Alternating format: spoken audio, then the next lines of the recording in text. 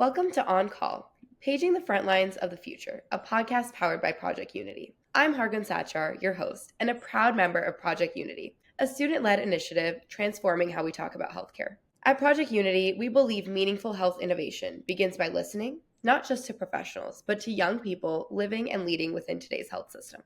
This podcast brings youth into dialogue with experts across medicine, public health, and digital health to explore real stories, pressing challenges, and bold ideas, reshaping health equity in schools, clinics, and communities. Whether you're a student leader, an educator, or a healthcare professional, you are in the right place. This is where emerging voices and experienced minds come together to reimagine the future of health.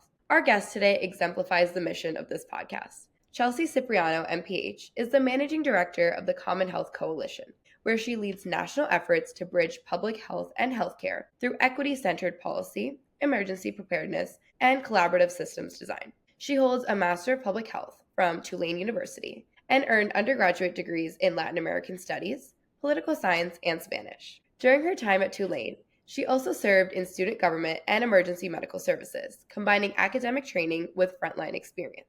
Chelsea's career spans local, state, and federal levels. She served as special assistant to the director of the CDC, held leadership roles at the U.S. Department of Health and Human Services, and worked at the New York City Department of Health, where she helped lead the city's COVID-19 and monkeypox response and directed government affairs. She began her career as an EMT, and that early experience continues to inform her people-first approach to health systems, emergency readiness, and cross-sector coordination. Chelsea, thank you for joining us today. We're honored to welcome you on. Thank you so much for having me. I'm excited to be here. Awesome. So let's start a little bit about your personal journey into public health and systems change. So what first inspired you to get involved in health and emergency response, and how did these early experiences shape your commitment to equity? Yeah, great question to start with, making me think back.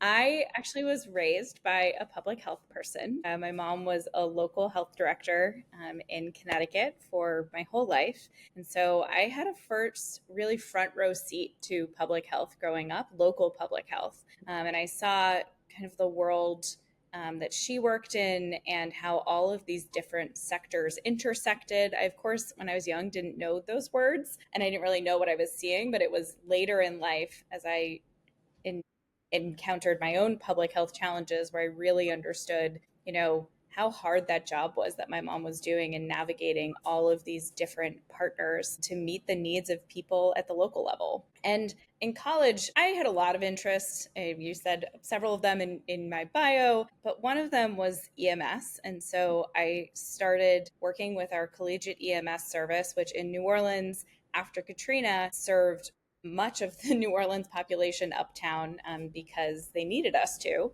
So not just on campus. And I admittedly joined the EMS service because I liked the uniforms. I thought it'd be cool to drive an ambulance and I liked the people who were part of the organization.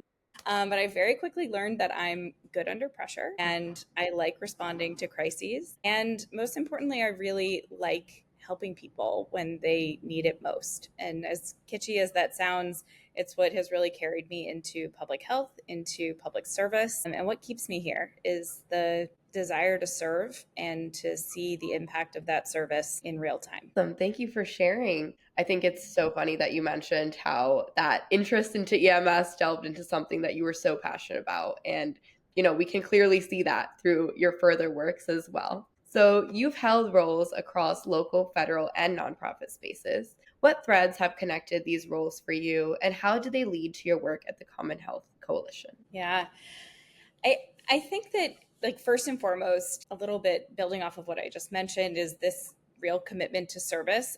I really, truly have always felt the desire and need to serve. And it sounds kind of funny coming out that way, but I do feel like my best. I'm embracing all of my skills when I am doing it in service to others. And my university, Tulane University, actually has a service learning program. So that was very embedded in my academic upbringing, so to speak, beyond my mom growing up, but really right off the bat in undergrad. And then, of course, through grad school, culture of service and working with and for communities was just embedded into who I am. So that's one thread. Two, just this really core learned lesson. Honestly, I won't say that it came fully naturally to me, or, it wasn't something I was born with, to understand that everything about health is local. I think we often focus on the federal level and state level policies, and those are important and they drive much of what happens on the local level. But one thread that I have seen through all of my work is that ultimately health is local. And not only do we need to be focusing on the local level in terms of really getting intel of what's happening on the ground, but we need to be focusing interventions with the community hand in hand and not trying to come in and say, we know what's best for you, which leads me to the third thread, and that's that listening to what people actually need is key to successful health interventions, policies, just an overarching landscape of better health. Asking what people need instead of telling them what they need is fundamental. And you can have all the data in the world telling you something about a community, but if you are not asking them explicitly what their needs are, you're going to miss the boat. You're not going to nail it on whatever you're trying to do. So those are three really core threads. And I think all of those together combined brought me to this place where I knew it was time for me to take a break from government. I've been in government pretty much my entire career, and I'm a lifelong public servant. I'm sure I will be back in government at some point, but I knew that I needed a break to see just a different side of the system. And that led me to helping start the coalition about a year and a half ago in 2023. And with a mentor and friend and boss, Dr. Dave Choksi, the former health commissioner of New York City. And these threads of how do we best serve people? How do we help improve the system through better partnership is what led us to help create the coalition with our founding members. Awesome. Well, that was a perfect segue in the next question that I had for you. So you are now the managing director of the Common Health Coalition. Can you tell us a little bit more about what was the need behind creating this coalition and what drew you to this work? Yeah. So the coalition was founded by 5 leading healthcare organizations: Kaiser Permanente, AHIP, so the health insurers, the Alliance of Community Health Plans, American Medical Association, and American Hospital Association. So they started this coalition, or brought the folks together to start the coalition. And then Dr. Choksi and I joined the team, myself as managing director, Dr. Choksi as chair. And we came on at this point in time where those 5 organizations had come together and said, we've just come out of the acute phase of COVID. We need to do better with and for public health as a healthcare sector. And we really want to create something that does that embodies a lot of the partnership that we saw come out of the crisis of COVID, really the innovation, working together, breaking down silos that we had never seen before, but came out of a need to save lives, right? Partnership that really was out of necessity and urgency. How do we make that partnership more business as usual and not make it only something that comes out of the woodwork during a time of crisis? And so that's how I got involved, how Dr. Choksi got involved. So we started the coalition and named it and launched it. About a year, less than a year actually, of opening the doors to other members, including organizations like Project Unity, we had over 100 members join, saying, agree with this mission of better partnership between healthcare and public health as the solution for a better health system that serves people and ultimately makes the country healthier. So we are now at almost 300 members. So we've had some real exponential growth. And we're just so excited to have everyone on board sharing their lessons learned and turning those lessons learned into lessons mobilized for the country. Right. And as you mentioned, we at Project Unity 100% agree with these ideals. I think they're very imperative, and, we're happy to help foster them as well. So let's dive a little bit about your design for equity. Your work has centered on bridging public health and healthcare, 2 systems that don't always speak the same language. So what do you think are the biggest gaps in public health and healthcare today? Yeah, I'll start with a quick anecdote about my own experiences working in both sides, really. As an EMT, I was a part of several disaster responses, including one large emergency response to a hurricane, and multiple other responses after that.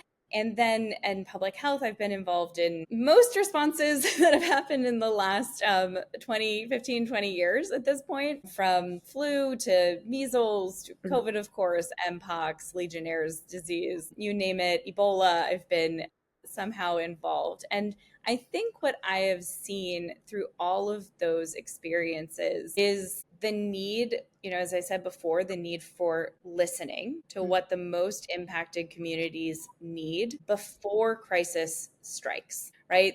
During a crisis is the worst time to be designing anything, let alone a system. It's the worst time to be making connections between really key players who definitely should already know each other. And it's the worst time to try to be building an infrastructure for data exchange. And so I really see, from a systems level, thinking beyond just the emergency. But if you're planning for an emergency, you're planning for peace times as well. Mechanisms to improve listening and turning that listening into action and translating what the listening is telling you need. Ensuring that the system has mechanisms for really concise, fast, interoperable data exchange so that we don't have 10 different data systems telling you 10 different things in an outbreak or in chronic disease, because that data should ultimately be driving action. We don't collect data for data's sake, right? Like, we need data to tell us where to go, what to do, who best to serve. And so all of those systems need to be deeply rooted in an equitable approach. And then finally, ensuring representation. This feeds into the listening part, but even above and beyond that, making sure that there is representation from your most impacted communities built into all parts of your system, including the leadership team. And so I think that's a huge asset to where Project Unity and other organizations who are working on training the next generation of leaders comes in, to ensure that representation includes young people representation, includes people who have embraced this ethos of equity, designing for equity and equitable based systems from the beginning, and not learning it later in their careers, as so many of us have. Right. And based off of all of this and your design for equity at a systems level, we wanted to ask you, what keeps you optimistic about the future of public health, and despite the challenges that we face? Yeah, tough question right now. No, I think while the world feels really heavy, and it is, and it is for so many of us and so many people, and I don't want to dismiss that, I think that work like this, work like public health work in general, but work of organizations like Project Unity, like community-based organizations on the ground, like government organizations that are saying we need to figure out how to think creatively and do this better and learn from our mistakes. I think that gives me hope.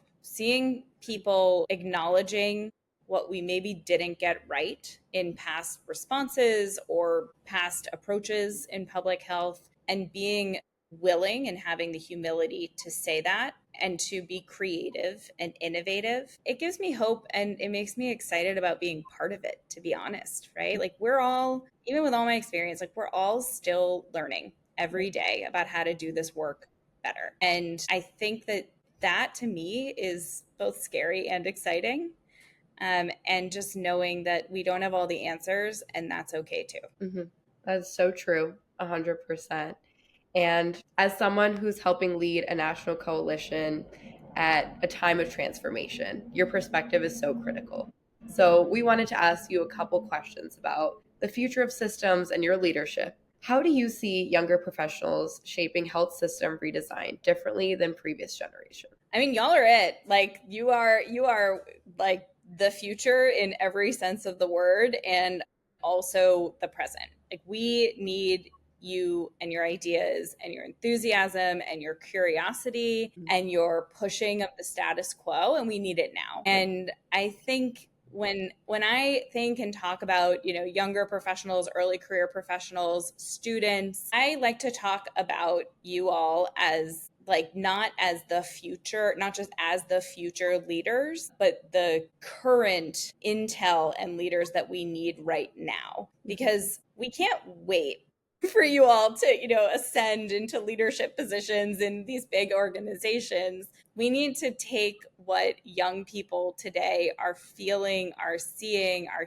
hearing from their peers and from these systems that you all are experiencing too, and integrate that feedback if we have any hope of maintaining trust, rebuilding trust, building back validity in many spaces, and ensuring that our systems are keeping up with the times. We can't be operating, we can't be listening to like a walk while the rest of the world is way past Spotify at this point. Like, we need to innovate and update what we're doing. And the only way to do that is to listen to and integrate young people into our current systems. So y'all are it. I think different than previous generations, what I've seen, you are not afraid to speak your minds, which is amazing. You're not afraid to challenge the status quo. You're not afraid to ask questions. And I think that probably comes from having information so readily accessible via just like growing up with the internet, which sounds crazy and makes me sound really old. But not just the internet, like the internet in the palm of your hand. I think that your tolerance for slowness and an answer of like, well, we just don't know.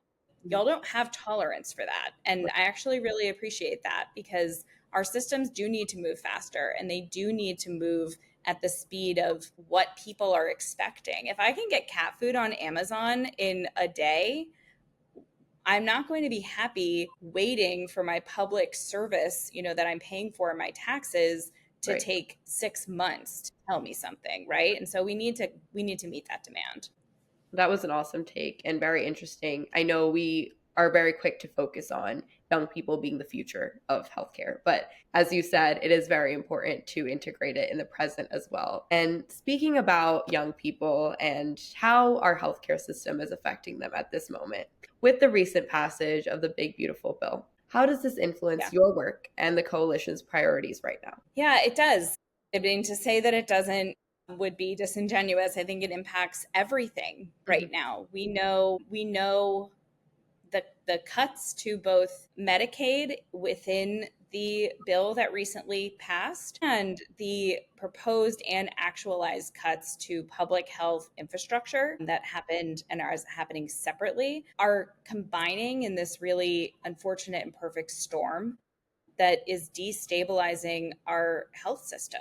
And so the coalition just put out a report, actually, and not to self-promote, but I think it would be really interesting to your listeners, that highlights the interconnectedness of public health with healthcare. And I think that's something that we all understand. We learn it in school, we talk about it, but in dollars and cents, what does that actually mean to the clinicians and the administrators of the healthcare system?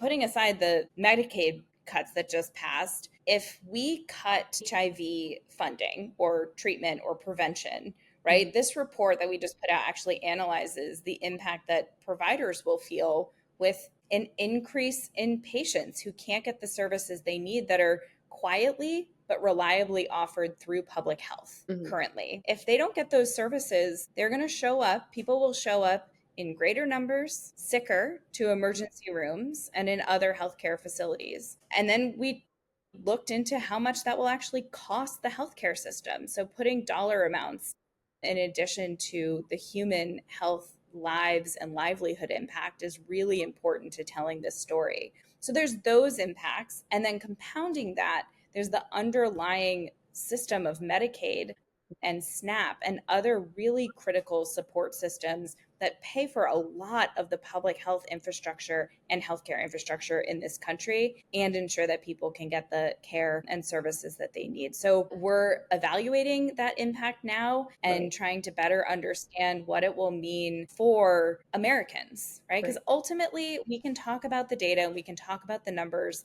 but what we need to be focusing on is how do any policy changes, good, bad, or otherwise, monetary or otherwise, how do they affect the person sitting across from you in the ambulance? How do they affect your mom sitting at the dinner table and not able to get the care that she needs? How do they affect your teacher or those in your class and your professors? And we need to make the story as human as possible, because that's who it's impacting. It's impacting our friends, neighbors, and family members. Exactly. And I think it's so important to focus on that perspective, that the bill and the numbers and the data doesn't really help others understand who don't necessarily or may not necessarily be in the healthcare industry, really understand how that affects us at a human level. And it's very hard to understand it when you're not actively, being affected by it. But once it does get to that level, I think it's very, very important to understand it in that perspective. And we wanted to ask you to close out on the leadership questions as well. What advice would you personally offer to students or early career professionals hoping to work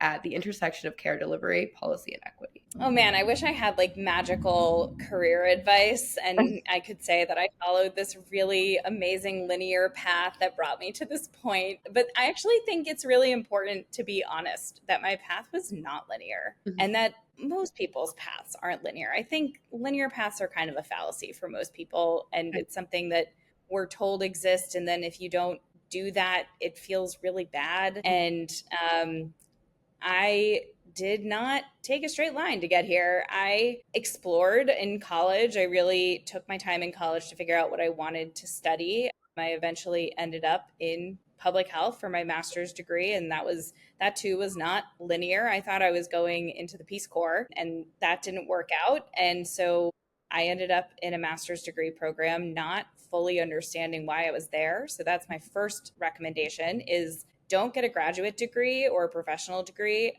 unless you really know why you're getting it. Like, unless you really know how you want to use it and what the knowledge you will gain will help you advance in your career, hang on a second. Just wait, because it's a lot of money, a lot of debt, a lot of time.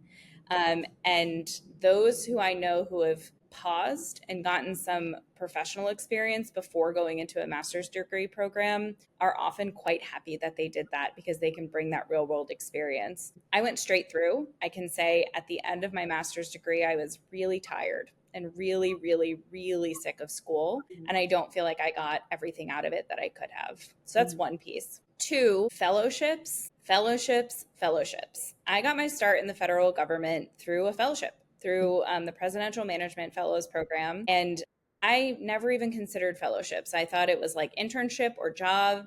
Fellowships is this really cool kind of in-between thing where you get paid and you are encouraged to learn. And it's just an expectation that you're there to both serve and learn. And there are lots of fellowships. And I just love encouraging folks to do fellowships wherever they can. Finally, I am a big fan of the cold email. And I know this freaks people out, and it freaked me out, and I hated doing it.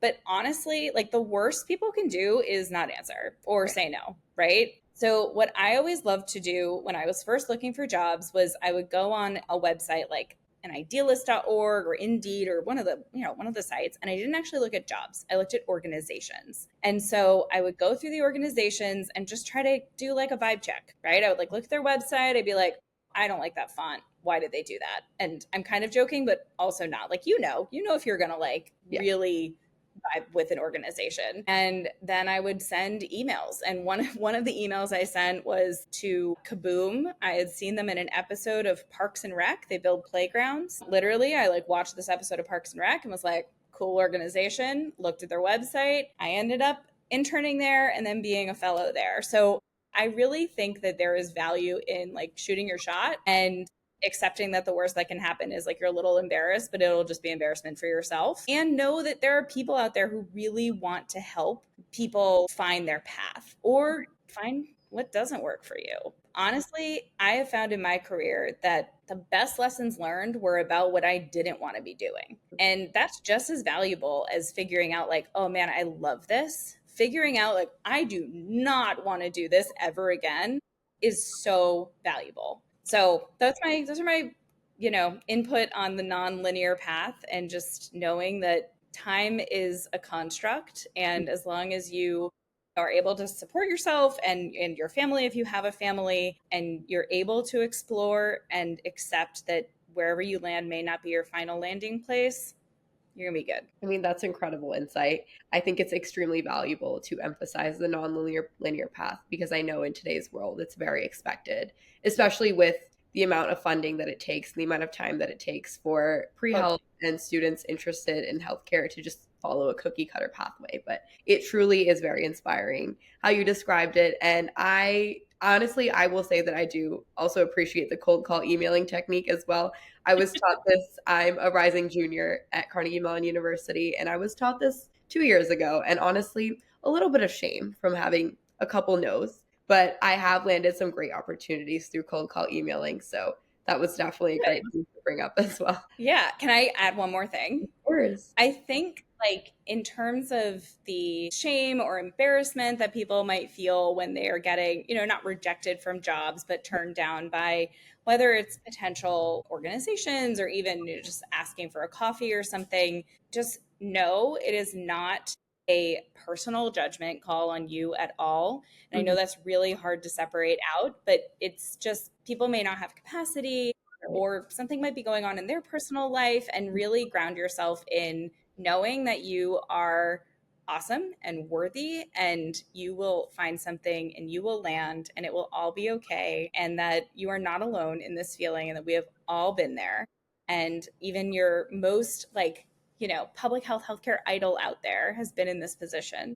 Which brings me to my last point, which is I really, really encourage folks finding mentors who can not just, help them get a job. I think we often think of mentorship as like, I'm going to talk to this person and then I'm going to get a good job and then I'm going to tell them thanks, and mentorship is it's a two-way street, honestly. Like, finding a good mentor is about finding someone that you can bounce ideas off of, get input from. If it's someone who's in your career, learn from their mistakes. Honestly, that's my favorite part of mentorship, is telling people where I really messed up and would definitely not advise doing what I did. And I think that the flip side of mentorship is they get to learn from you. It's not just, someone who's older and wiser and further in their career. It's really about you sharing your perspective and what they could learn from you as a young person, early career professional as well. And so finding the right mentor can take some time, but I really encourage folks to approach people that they really respect and ask, like, would you be interested in being my mentor? Could we,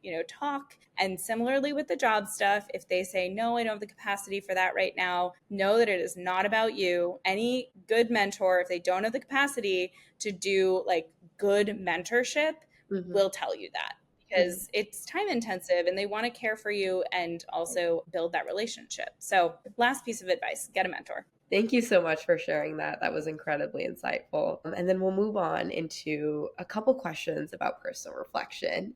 I wanted to ask you, what's one assumption about healthcare systems that you've rethought recently? Yeah, I think that something that I am constantly rethinking is just about how all of these systems do and don't work together. I think early in my career, before my experience at HHS, which focused much more on delivery system reform and making healthcare in this country about quality and not just quantity after the passage of the ACA, really is about my assumption previously and continued assumption is that all these pieces work together and they all must be talking all the time and they're trying to troubleshoot together and they're like strategizing together. And that's not true. They aren't. Some of them are. Many of them are, particularly at the local level. There are relationships at the local levels between hospitals and public health departments or payers and others.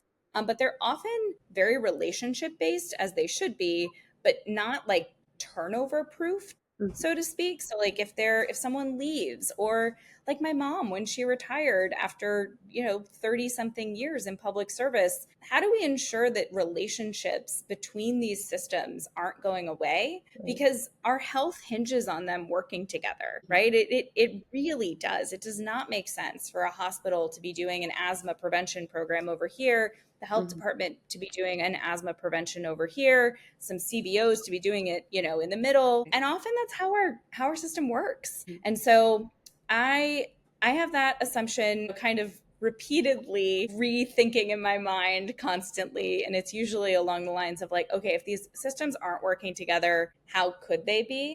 And I can think of myself as like an air traffic controller, where I'm like trying to find those like synergies to connect people and projects. That was awesome. Thank you so much for sharing. And then I Yeah, wanted to ask you one final reflection question. If we were to sure. achieve true health system equity, what would be the patient experience that you think would be best fit? And what would it look like from start to finish? Ooh, just like a casual light question about reimagining the health system, I Right. see. From the patient experience, I think it would be ensuring that patients have, like, just at a very fundamental level, and this will look different everywhere. And I think that's important, that there is no one size fit all Right. model for this country. That if you're a patient and you need something, Mhm. whether it is in crisis or in non crisis times, but you still need it for your health, that you have ready access to it without barriers to cost, regardless of geography, regardless of socioeconomic status, race, ethnicity, and that this is an important piece, that you know how to access those services. Because I think so often a lot of our health system is clouded in just kind of a cloak of wonkiness and expertise and behind a curtain, and we don't open it up to help folks understand not just what's happening behind the scenes, but also how to access the things that they need and where to go if they're not getting what they need. And so to me, that is the ideal system. It's just a really basic premise of people having what they need when they need it, where they need it, regardless of who they are, where they live, where they're from, what education level they have. Thank you for sharing. And it's honestly really incredible that you mentioned the point of the healthcare system being under a cloak. I think it's super, super common that we assume that plain language is not to be used when we're discussing things with others outside of the healthcare system. And it's really important for patients and for everybody to really know what they have access to and to be educated on that level as well. So thank you for sharing that. And Right. then before we wrap up, is there a final message that you would like to share with young professionals passionate about transforming healthcare systems? Yeah, I think right now it's hard to see the optimism and the hope about the future that you're entering. Right. And I think that's honestly why we need you to enter and bring enthusiasm, bring skepticism, bring innovation and creativity. Keep asking the why does this work this way questions. How can it work better? We need you now more than ever. And so, at a time where it feels really scary and uncertain to be entering this space, I just would encourage you to stick with it, stick with us, and please stick with these dreams of becoming our future leaders because we need you. Thank you. That was incredible. And thank you, Chelsea, for sharing your insights and showing us what it means to center people and equity in health system design. We hope today's conversation sparked reflection and affirmed that youth voices and mentors are essential to building a more just and responsive health system. If you're ready to take the next step, visit projectunitynfp.org to connect with changemakers, explore student-led initiatives, or get involved with future episodes. I'm Hargun Sachar, and on behalf of Project Unity, thank you for listening. See you next time on Call.